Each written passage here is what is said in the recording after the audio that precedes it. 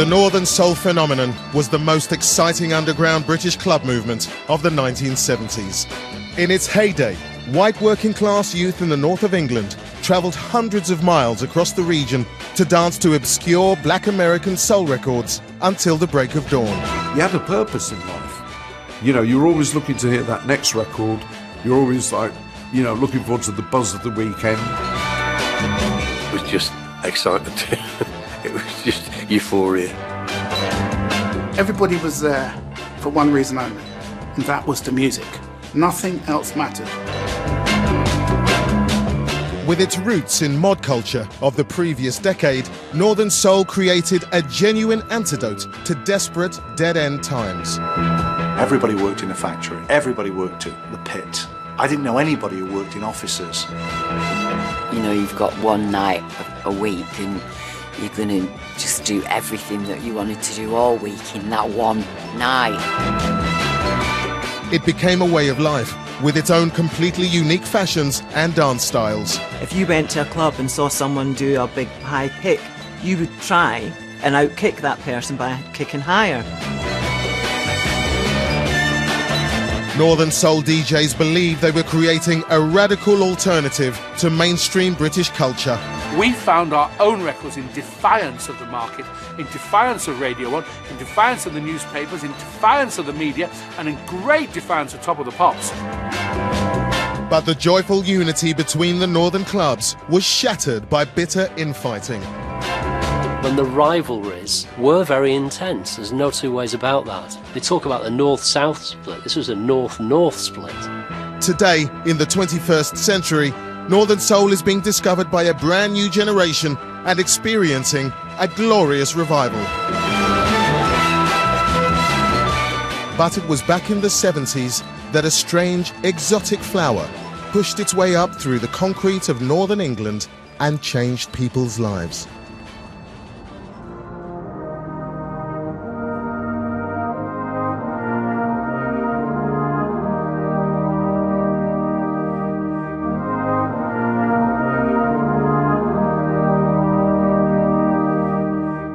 Late 50s, the Midlands and the North were grim.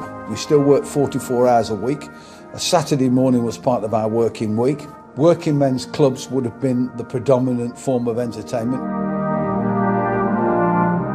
Grimy, smoky, no glamour whatsoever. The older generation, my parents would go to bingo or the local Liberal club for a comedian and the turn. That was people's entertainment. There was no club scene in the early 1960s in the north of England. There were ballrooms where live bands usually played and people went and danced. There were covers bands that played in halls and not very much else.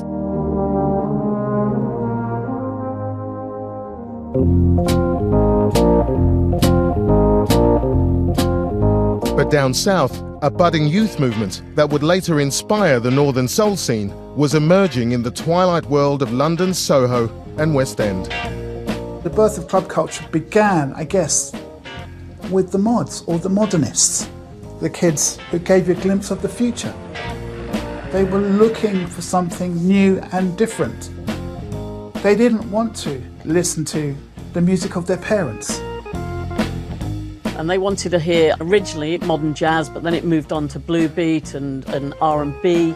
And what they wanted to hear were the original records. It was at underground venues like the Flamingo in Soho where these sharp-dressed mods danced to black American soul records all night until the break of dawn.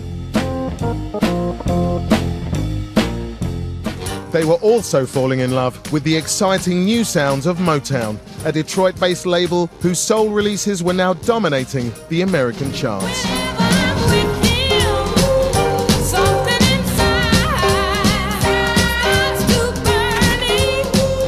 It was, I love you, darling, you hurt me, I hurt you, let's get back together, with a thumping great beat and a bloody great chorus to sing along to. It was refreshing. If nowadays you look at the lyrics, they were very sad.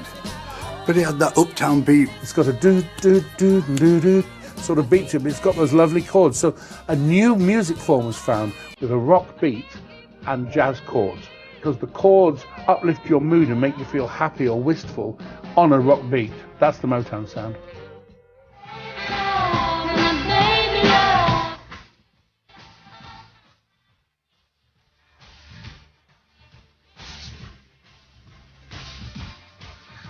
The Motown sound was hugely popular in the USA and very widely imitated.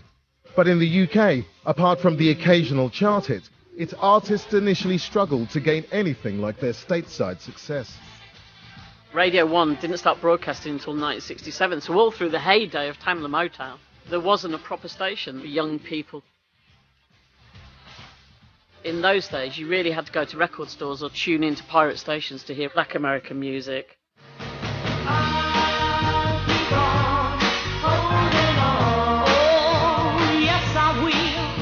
So when the pirate radio ships came along, we were given a lot of freedom to play the music we liked.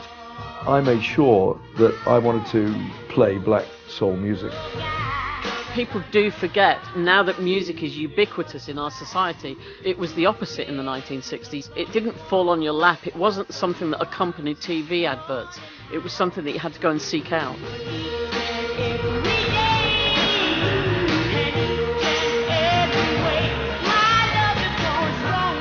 By the mid-1960s, London's mod culture, with its love of dancing all night to little-known soul records, was infiltrating the North. The mod had the Flamingo and other clubs, and it slowly transferred north. So to work its way up the country by people from, say, Market Harborough, or Leicester, or Doncaster, one or two people from that town catching the train to London and bringing something back.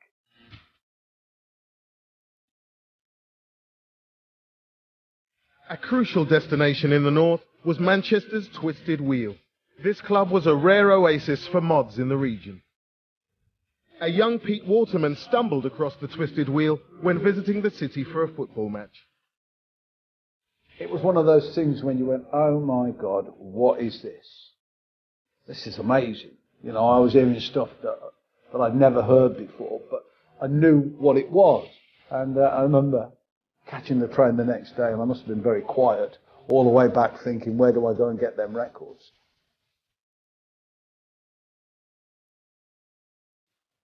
Across the Peak District in Sheffield, promoter and DJ Peter Stringfellow was creating a similar all-nighter at the Mojo Club.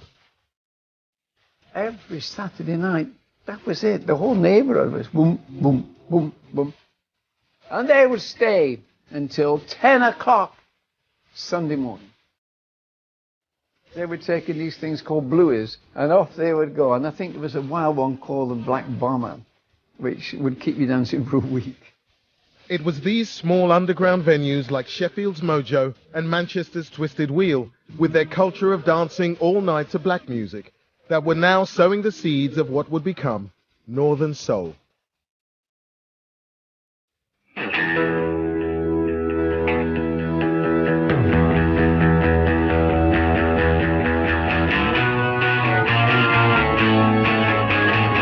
Down south, pop culture was changing at an increasingly dramatic pace.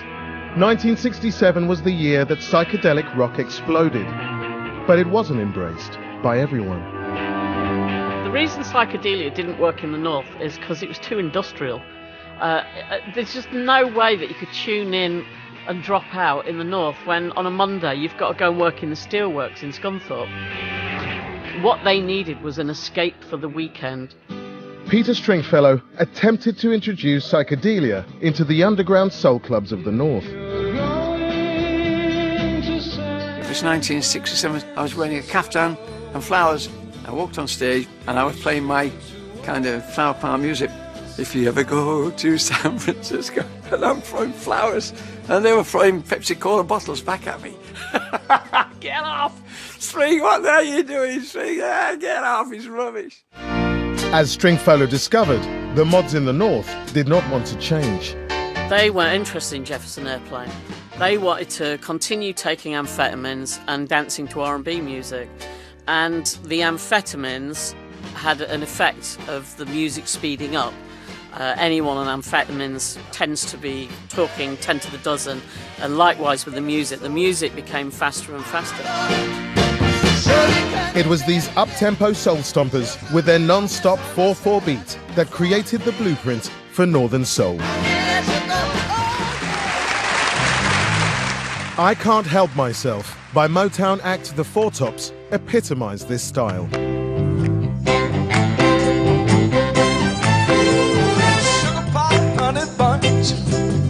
You know that I love you.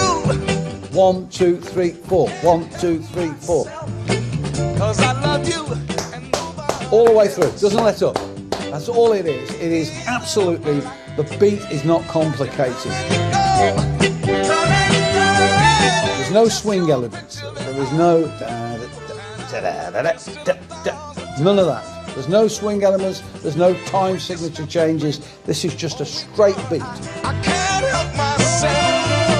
No, I cannot help myself. It's important because it's almost a template for what became Northern Soul. It has the yearning vocal, it has the beautiful orchestration, and it has the snare on every beat. And I kissed it 1,000 times. Sugar pie, honey buns, sugar pie. You know that I'm weak for you. Then you get to the chorus. I can't help myself. I love you and nobody else. It's just everybody sings along because everybody understands the message. And everybody's bouncing about to a beat, singing a sad song. It's brilliant. And that became the kind of signifier of every great Northern Soul stomper. So the really up-tempo records that were known in the Northern Soul scene were pretty much all based on that kind of sound. The Four Tops, I Can't Help Myself. Nobody else.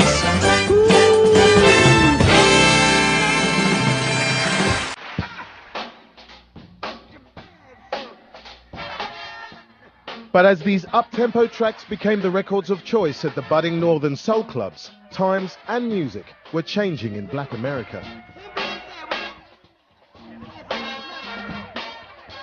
This time, you know, there was the riots in Watts, there was protests at the '68 Olympics, the assassination of Martin Luther King.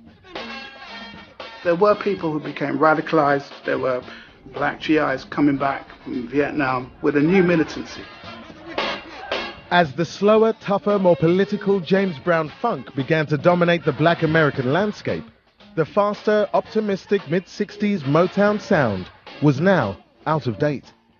But soul fans in the north of England didn't like what they heard.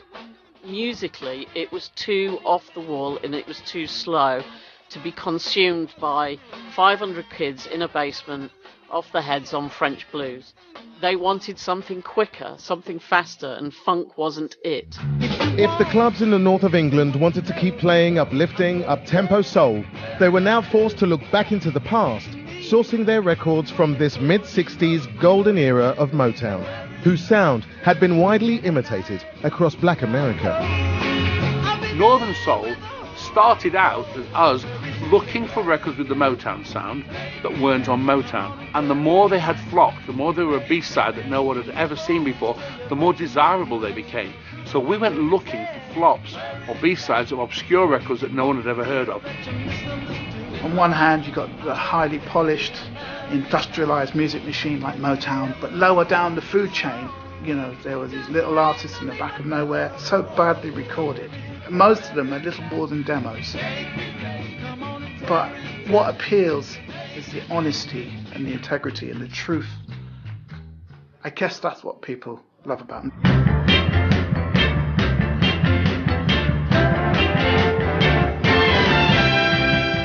At the end of the decade, clubs like Manchester's Twisted Wheel were mining this mid-60s period for forgotten soul records and playing them at their all-nighters for the very first time.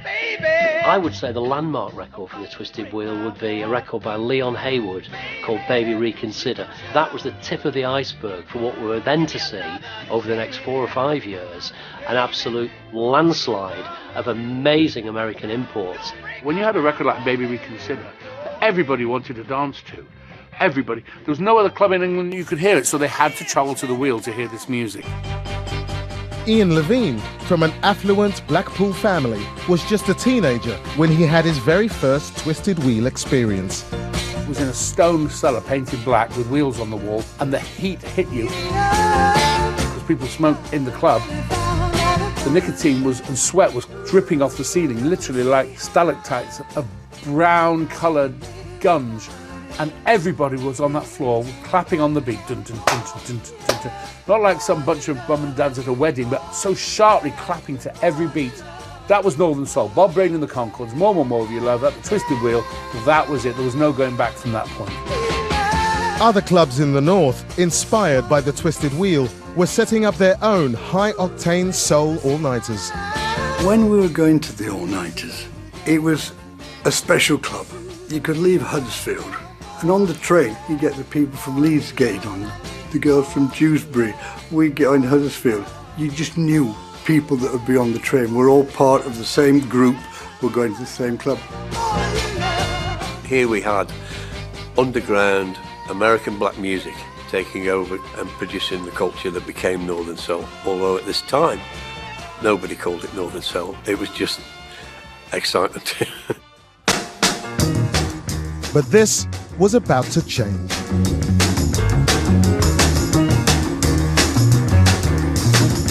It needed some sort of tag to identify it. The story goes that Dave Godin, who had a record shop in London called Soul City Records, on a weekend, people from the north, maybe in town to watch Manchester United at West Ham, who knows, would take the time to go into his shop and ask for a certain type of sound, I suppose, soul sound. And of course Dave was in the middle of London, where the culture was very much James Brown, very much the funkier side of sounds, and kids from the north would go down and ask for faster records. And Dave got to understand that this was happening not just occasionally, but week in, week out, and he realised that a different thing was developing in the north of England. Before that, we called it rare soul, up-tempo soul. People said, what, like Motown? No, like Motown, but on different labels. You couldn't describe it, but Dave, by coining it, gave it an identity.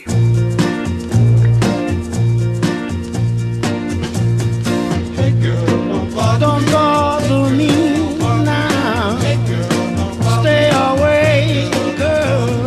Go away, come back another day, don't bother me. The first signs that Northern Soul was becoming something more than a localised phenomenon was when certain old records began to be re-released and revived and to get into the charts. One is the Tams, Hey Girl Don't Bother Me. They said you like to cheat. Tony Blackburn had championed Hey Girl Don't Bother Me on the pirate radio stations back in the mid-60s when the record was originally released. I could normally spot in those days a hit record, and I thought that one's going to be a really big hit, and it wasn't. It didn't make it. And it must have been about 6 or 7 years later, because of the Northern Soul scene, they suddenly discovered it up there and started playing it, and it actually forced it to becoming a #1 hit. To the Tams' great surprise, they were invited over from America to perform their old song on Top of the Pops.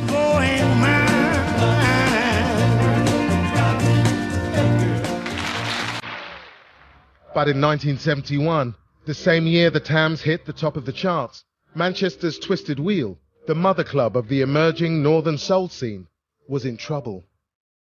The drug squad became very aware of what was going on. The usual thing that would be levied against a venue like the Twisted Wheel would be it's a haven for people taking drugs, which of course really, whilst it was true, it wasn't the reason people were going there in the first place. Manchester City Council was putting pressure on that there would be no more all-night dances within the city of Manchester. There was only one that I knew of, and that was the Twisted Wheel. So the police gunned for it, the council gunned for it, so they closed it. And I thought, when that finished, then that was it. It was over. The good times had gone.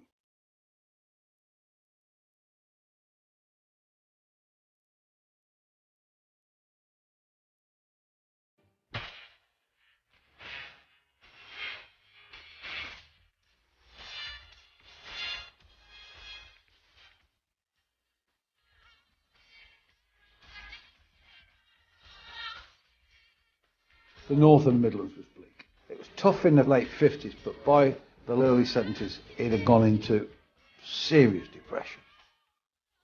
We'd had strikes in the car industry, we'd had strikes in the pits. The North was being hung out to dry, there's no question. There were so many unemployed, or people that couldn't make their living the way they'd made their living before. There was gloom and despondency all around. So many patches of like waste ground, because a lot of the mills were being knocked down at that time.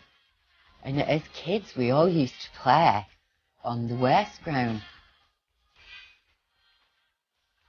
I couldn't see any way of breaking out of the town I lived in. Everybody worked in a factory. Everybody worked at the pit.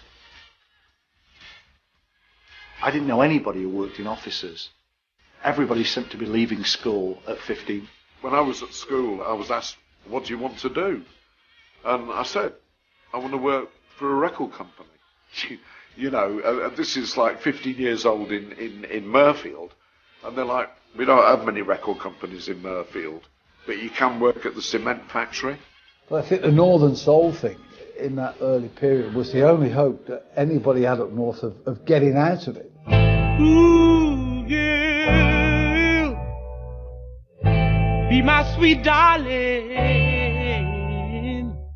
It was on a quiet street in the town of Tunstall, close to its traditional pubs, that the underground spirit of Northern Soul was revived. Although the Torch had been operating for a number of years, in 1972, this club started its very first Northern Soul all-nighter.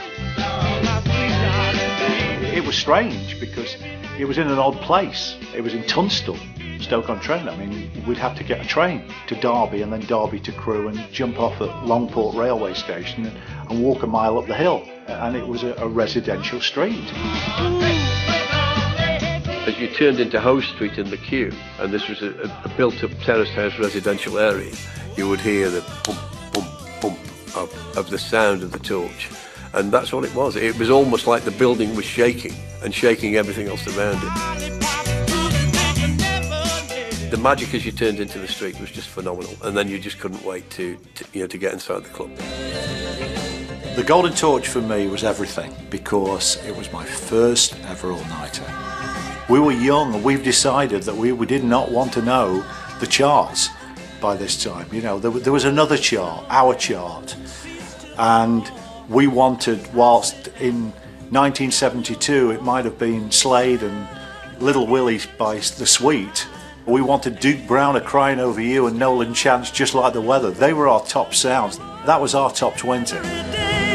In just over a year, the Torch helped reunify the underground Northern Soul scene. But it was in a town 50 miles away where this growing movement would be absolutely transformed. Wigan was once a major manufacturing powerhouse in the north, but the town's cotton and coal industries had been in severe decline for decades. Russ Winstanley was a local Wigan DJ and soul fan. I heard in early '73 that the all-nighters were finishing at the Torch in Stoke. So I decided to have a look round for a venue. The Wigan Casino had been built in the early part of the 20th century. The casino was just perfect, fabulous sprung dance floor, massive areas to it, held about 3,500 to 4,000. The very first night at Wigan Casino was frightening, it was amazing, it was incredible. And I always remember thinking, when we got over the 500 mark, September the 23rd now, 1973, if we get to Christmas, I'll be really made up. Wigan, logistically, what a great place. Have you been to Wigan train station? It's fantastic. You can go anywhere from Wigan trains. You can get to Wigan. It's on the motorway. It was perfect. And they never looked back from then on, and it just went bigger and bigger and bigger.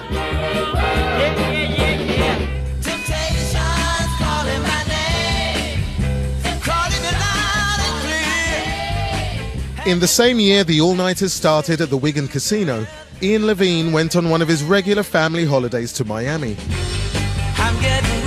But rather than soaking up the sun, he spent all his time digging for old 1960s soul records in a huge, dimly lit charity store. I would at 9 in the morning till they closed at 6, and each day I carried a cardboard box of records home. By the 9 days had finished, I'd bought 4,000 records from them. He was going out there every day, going to places, finding records, that thirst for knowledge, looking at a label and instantly knowing that it could be a goer. When we left Miami with my 4,000 records, we were on a tiny little 2-engine propeller plane to go to the Bahamas.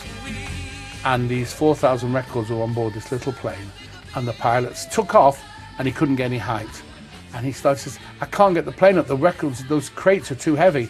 And my dad erupted, and he said he was going to open the door of the plane and throw the great big chests of records, they were like tea chests, 4,000 of them, into the sea. And I begged him not to. I'm pleading, it's the best records I've ever found, please don't. He says, the plane can't take off. Thankfully, Ian wasn't forced to ditch his 4,000 singles into the ocean to save his family's life. The find of those records was the greatest significant find of the Northern Soul scene, because every big record from 73 and 74 came out of that find. The greatest haul ever.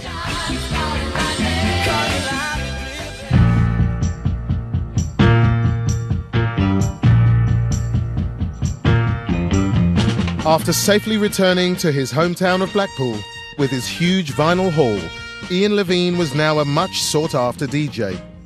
Colin Curtis had started a new Northern Soul night at Blackpool Mecca's Highland Room, and he invited Ian to join him as resident DJ. That haul from Goodwill left me on a pedestal above Wigan or anybody. Nobody could compete with those records because I found so many at once. Every week I was coming up with new monster stompers that were absolute quintessential bare essence of what Northern Soul's all about. It was easy to generate excitement in the Highland Room because of the low roof, because of the style of music, and the up-tempo music just kept that air of tension, that air of excitement up at that level, and hand clapping, spinning. It was just the whole thing was just exciting. Still remember my heart beating as I went up the escalator to the Highland Room. One of the most exciting clubs I've ever been to in my life. My girl, you're just too darn soulful. Oh, yeah. As we moved into the early 70s then, you would have the Blackpool Mecca and you would have Wigan Casino as the two leading lights of Northern Soul.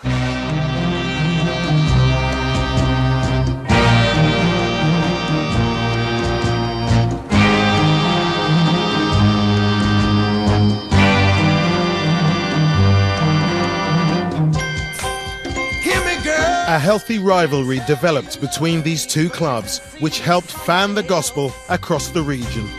The people you were playing to all knew where they would go to. Are you going to go here next Saturday? I'll see you at there on Sunday. That's going on next week. There's an all-day at Whitchurch. You didn't have to advertise. Everybody knew the DJs. I remember the adverts we used to put in the mags. All we did was put the songs we were playing, because that's all everybody wanted to know. What songs is Pete Waterman playing that Colin isn't playing, or Ian isn't playing, or Russ Winstanley? And he found a record that was different.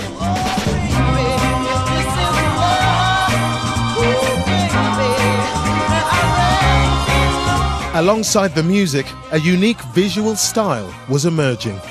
We would go to Burton's and order suits with 6 pockets, 30 buttons, wide trousers with seams in, turn-ups. Fashion and music were connected.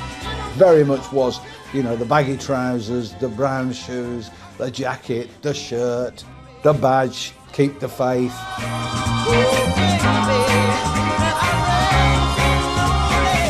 It was total escapism. It was nothing like what you did in the week.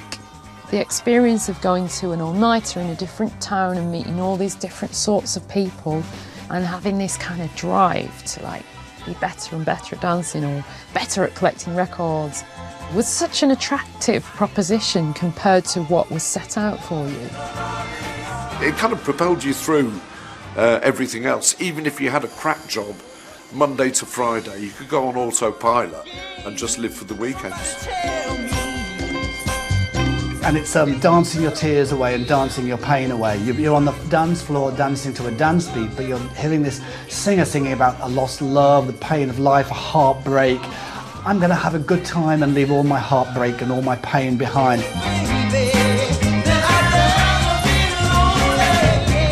That bittersweet feeling of good times to escape from the bad times. You know, you've got one night a week and you're going to just do everything that you wanted to do all week in that one night.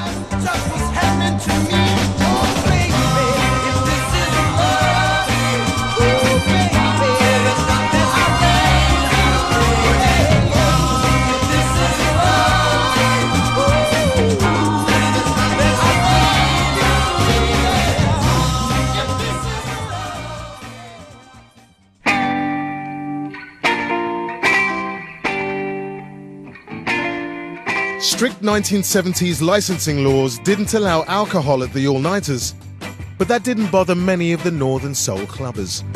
Drugs were absolutely key. They are a part of the Northern Soul scene. That was a marriage. Speed and tempo of record, large building, 4 o'clock in the morning. I tended to be Mr. Straight because I was a DJ, I was also driving, but it wouldn't be unusual for my car to be full of people that were speeding off their heads, and thank God one of us was straight. Obviously, for most people, it required a prescription from the doctor, but for some Northern Soul fans, it basically just meant breaking into a chemist on the way to whichever all-nighter that they were going to, and relieving the chemist of their slimming pill supplies, and then distributing them at Blackpool or Wigan or wherever it was that they were heading. People talk about the highs you get from drugs, whether it's cocaine or whatever else you're taking, and for me, that hit was probably provided by the playing of music. If you're playing an unknown record for the first time and getting an unbelievable response, that's the biggest buzz. That's what this is all about. It's sharing music with people and getting a reaction.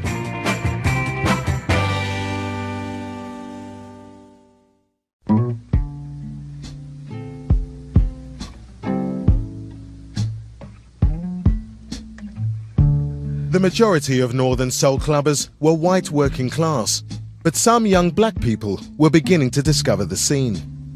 Fran Franklin was the child of a black American father and a white Irish mother. School in Edinburgh in the 60s and 70s was really tough. I'd never seen any other black people other than my dad my whole life, until I was like about 13. I don't think I'd ever actually seen a black person. I was bullied a lot. I had to grow up pretty quick. You got to be good to me. I took a lot of verbal abuse, and they used to write names on the wall outside the house and stuff, so it was pretty nasty for a while. It was a beautiful experience the first time I ever went to an all-nighter. I can always remember being at Wigan in a sea of people and floating as if I was floating on the sea in the sea of happiness. There would never be any racism. Everybody loved the music. It would be very hard for someone to be racist and be singing along to some black artists. It changed my life in that I was able to just be free of all the name calling. I was free to dance how I wanted to dance. I was embraced into a family of great people and people that knew me as Fran Franklin, not that girl with the big afro.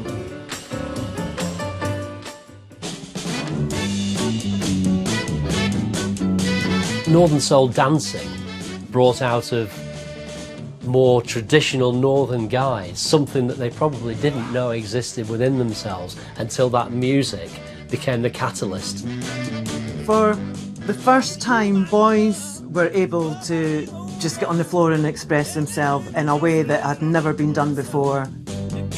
They probably felt as liberated as I did. The male dancers on Northern Soul were like peacocks. They were wearing the best clothes and they were strutting their stuff And they learnt their moves from watching soul singers from America. The people like Jackie Wilson particularly, he spins round, he does the backflips.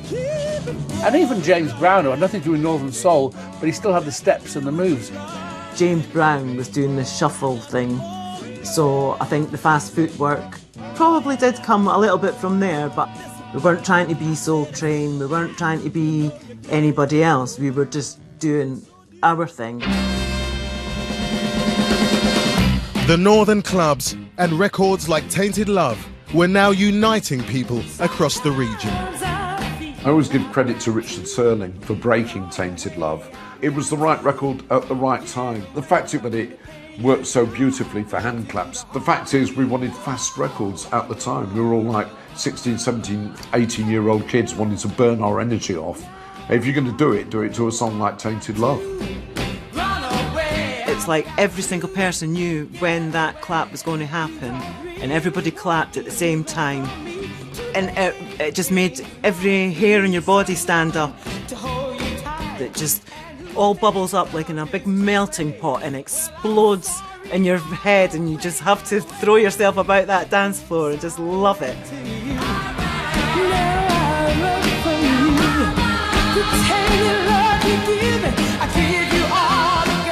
Northern Soul will touch your soul.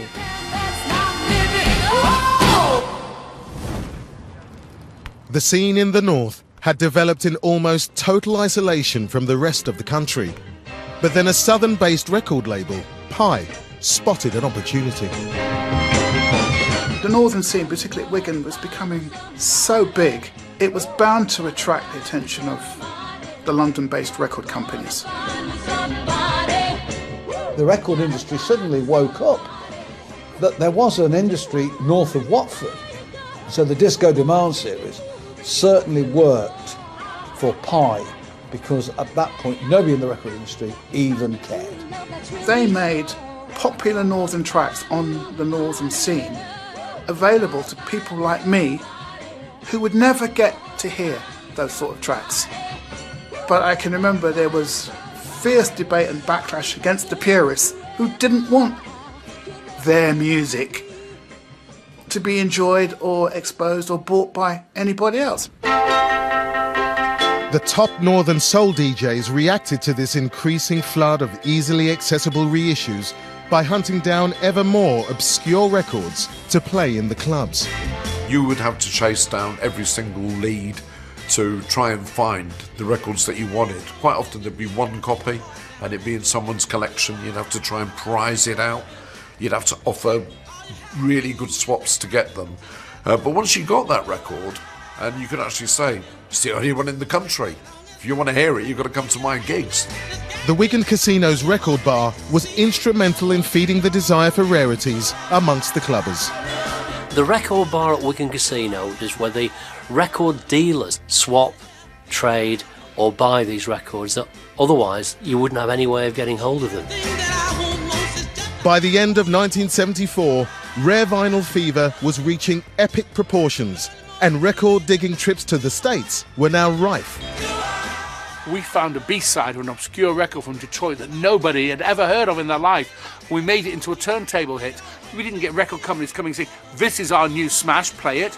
We found our own records in defiance of the market, in defiance of Radio 1, in defiance of the newspapers, in defiance of the media, and in great defiance of Top of the Pops. Times were changing. Freddie Laker announced £59 one way to the USA. We were racing. We didn't know how long it'd last. Would our dreams be shattered by 1976? Would there be no more Northern Soul scene?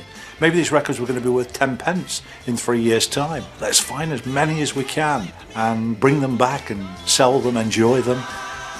We just live for the moment.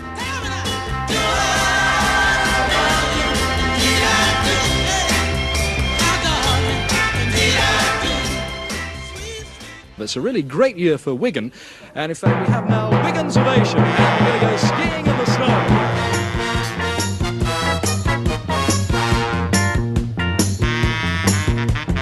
Days are going cold, the snows are falling up on the hill. I gotta get my gear out ready for a winter chill. I think there was a time in the 70s when the Northern Soul had been very underground, and then suddenly, I think obviously promoters saw the potential and they started recording their own records.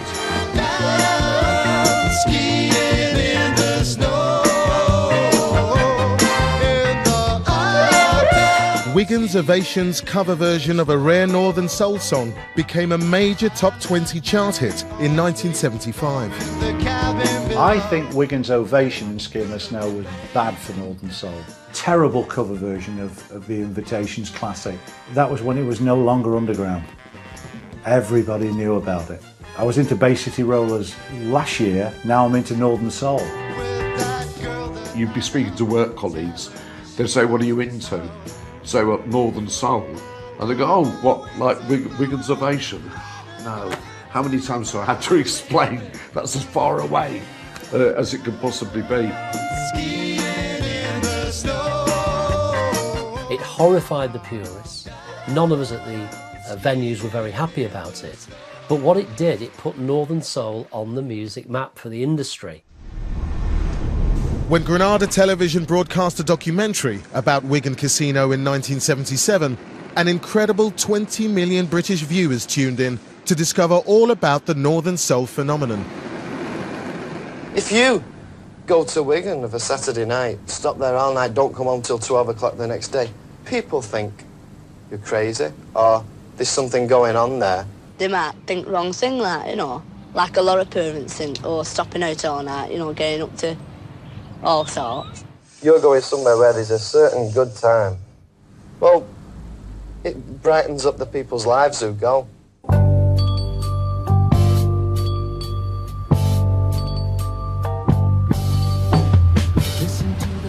When the film came out, I think we all had an immense sense of pride.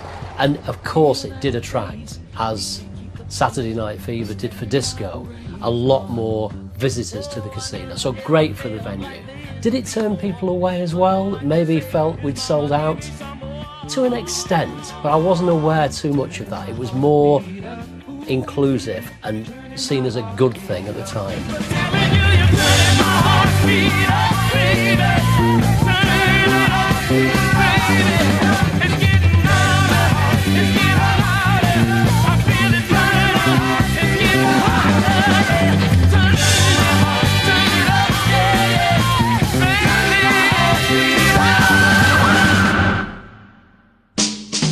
Norman Jay, a young Londoner, had been avidly reading about the Northern Soul scene in music magazines for years. But he made his very first trip up north the year the Granada film was televised. On queuing to get into Wigan, I remember we were allowed to jump the queue because when the people in the queue heard us speaking with Cockney accents, they couldn't believe that we'd driven all the way from London to Wigan.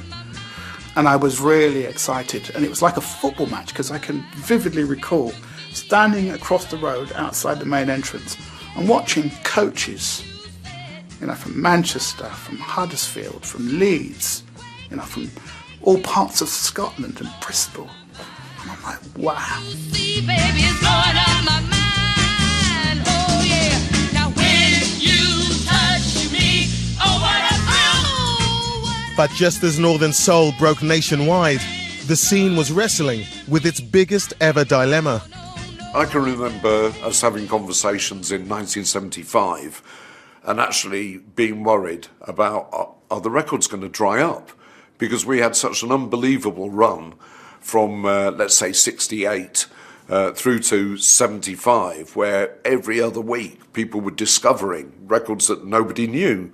And we were like, well, sooner or later it's going to dry up, isn't it?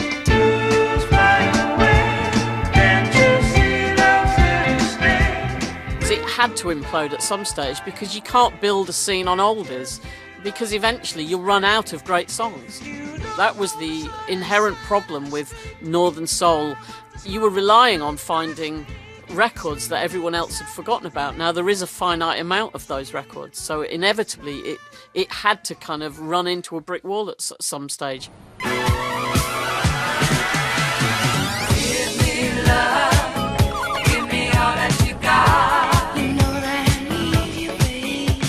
Blackpool Mecca DJ Ian Levine was now frequently travelling to New York, fascinated by its blossoming disco scene. The heat and the atmosphere reminded me of the early days of Northern Soul. Everybody was into the music, and it really hit me like a bullet, and it influenced me forever. So, of course, coming back from that, I started to get more disco-fied at the Mecca. They began to play the more up-tempo disco records that were starting to be made in New York. Now, these records, in a lot of ways, were harking back to the golden era of Tamla Motown in the mid-1960s. They had the horns, they had the strings, they had the lush production that Northern Soul fans loved. Ian's view was initially to merge the two. You can take it to what he saw as being the logical progression of Northern Soul, which was just great dance music. And that didn't sit well with a lot of guys from some of these small northern towns that didn't want to know what was going on in New York or Philly or Chicago. They were more interested in what had happened there in the 60s.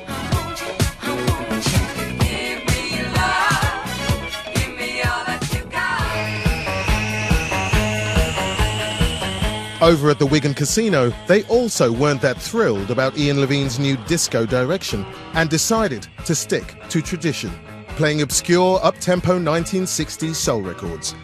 But with rarities from that era now drying up, the Wigan Casino would increasingly play anything with a Northern Soul beat. At Wigan, a general, I would call it a dumbing down, where the beat almost became more important than the actual piece of work itself. So if it had that right sort of on the fours, should we say, beat, it would get played, and certain people weren't too concerned about, was it even a soul record?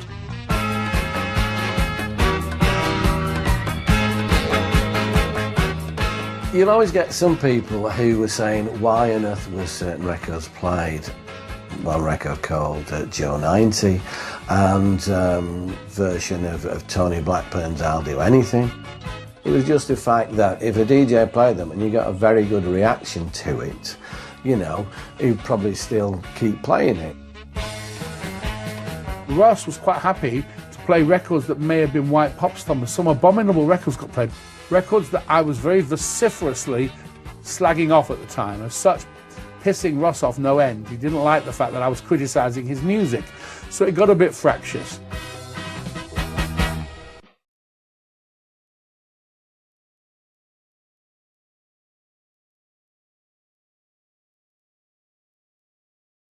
The Tony Blackburn record that was getting spins at the Wigan Casino had been originally recorded by Tony back in 1968. He had then completely forgotten about it for years. I was doing a Radio 1 show, and I got this phone call from somebody in the north saying, do you realise that you've got a big Northern Soul hit? And I said, what's it called?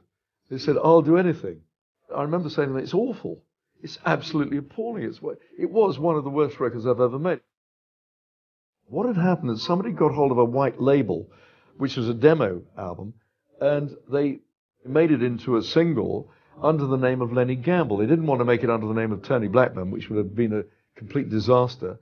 And I said, well, these people, the people in the north in these clubs don't know it's me. They said, no. And they said it was selling like hotcakes. But I went there into the Wigan Casino and I mimed to the record, and I got a fantastic reaction. And then when I finished doing the song, all these people come up and wanted me to sign my autograph, so I signed Tony Blackburn. And I remember one person saying, would you mind signing Lenny Gamble? And I wasn't aware whether or not they knew it was me or not, Tony Blackburn. So I asked one of them, I said, of course I'll put Lenny Gamble. And I said, you do know it's me, do you, Tony Blackburn? They said, yes, Lenny.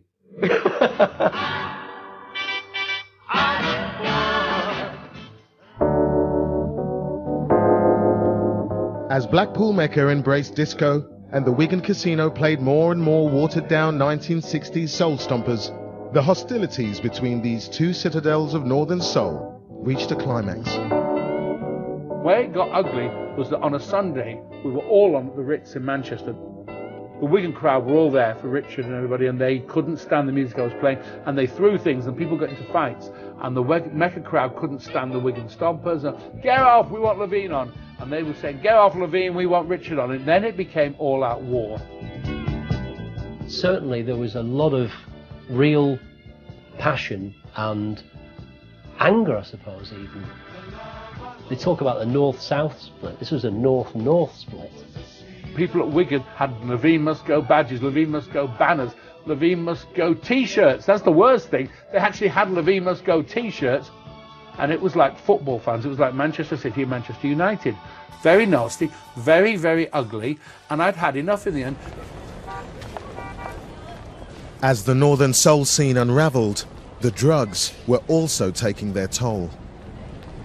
We lost a couple of our Edinburgh friends through the drugs. In the space of a year, there was probably, maybe 7 or 8. And they were all teenagers or just turning 20 or something. And we were young, and it was heartbreaking. It really was. If there's one bad word said about Northern Soul, then it would be the drug scene. By the end of the 1970s, the focus on rarity that had made the Northern Soul scene so special had gone. All the purists hated me because they blamed me for changing the sound. They still wanted to hear 60s stompers. I think I went too far. The more they hated me and the more they dragged on their Levine Must Go campaign, the more determined I was to go in the opposite direction. So we ended up playing Sylvester, You Make Me Feel Mighty Real, and records like that, and even some Donna Summer at Blackpool Mecca, which I think was wrong. I think was too commercial.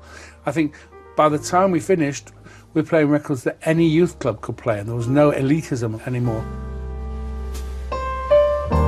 Ian Levine eventually decided to quit the scene.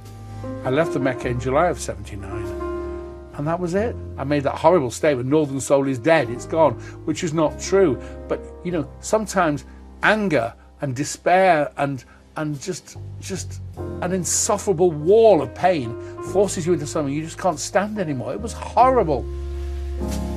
Just 2 years later, the Wigan Casino was forced to close down to make way for a planned civic centre extension. I think we can draw a line after Wigan and say that that was the end of the glory years of Northern Soul. A lot of people decided that really, do you know what, that's it for me. There'll never be anything as good as Wigan, so they didn't want to go to a second best alternative. It did feel like there was the end of something very special. That last night was just absolutely horrible, because you thought that was it. You would not see these wonderful people and your friends on a regular basis anymore. The last 3 records at the end of the night, I played them and then everybody just clapped and wouldn't stop clapping. I played them again and they no, shouting and clapping, they didn't want to go. Played them for the 3rd time and then I'm in tears on stage. A lot of people were as well. Couldn't stay any longer, I was just so upset. Hopped in the car and just drove up to a place, Rivington near Wigan, just looking over the countryside there and broke my heart.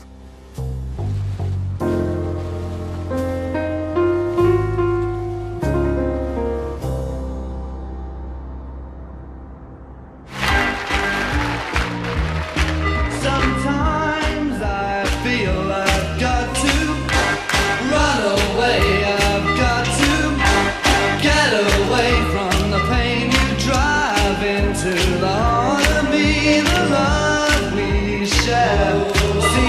Northern Soul went underground again in the 1980s, but it was already providing the source material for huge global pop hits. I can't sleep at night. We were looking for a cover version to put in the set, and at the time electronic bands, it was the thing to be very cool and very kind of, very sort of, everything was bleak and everything was like this cold sort of northern robotic thing. And Dave Ball suggested to me, what about doing a Northern Soul song?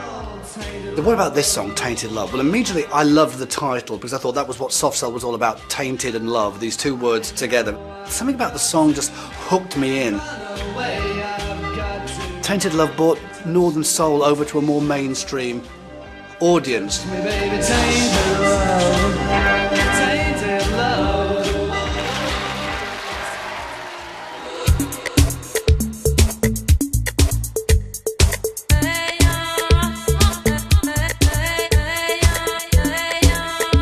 Northern Soul was also influencing British club culture of the 1980s. Northern Soul was effectively a template for what happened in 1988 with the acid house explosion. It was basically loads of working class kids dancing in basements to black American music, hopped up on pills. These events would take place on an ad hoc basis. There was a word of mouth, underground, the linkage between drugs, the need to stay up late, the fast music, the obscurity of it all. There was an edginess to Northern Soul in the same way that there was with acid house. There were so many people that had progressed from the Northern Soul scene onto the early house scene that the parallels are just really blindingly obvious.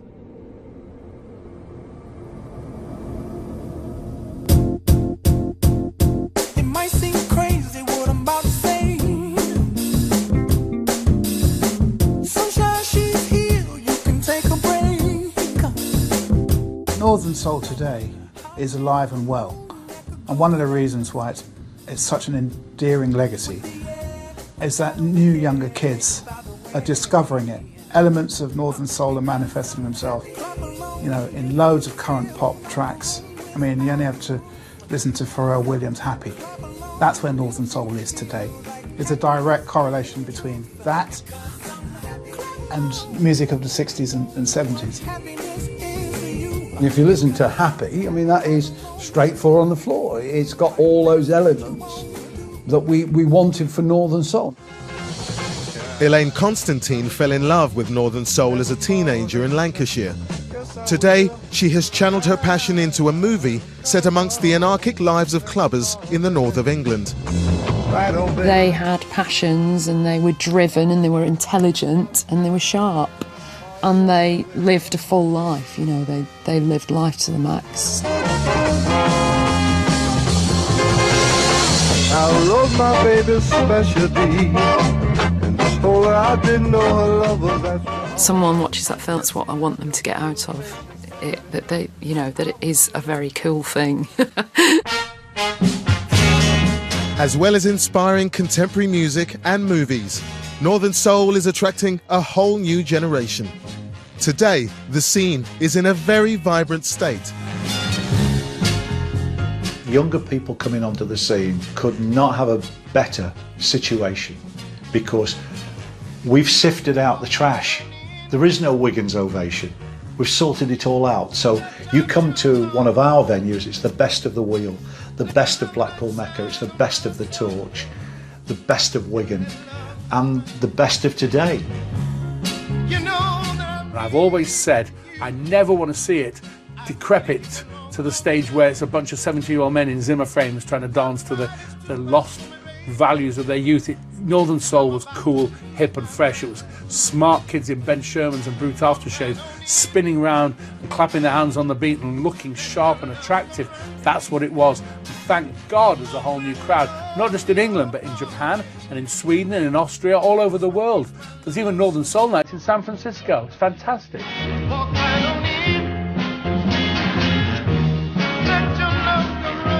It's fresh, it's young, it's vibrant, and it needs today's kids to re-establish it again and take it into the future.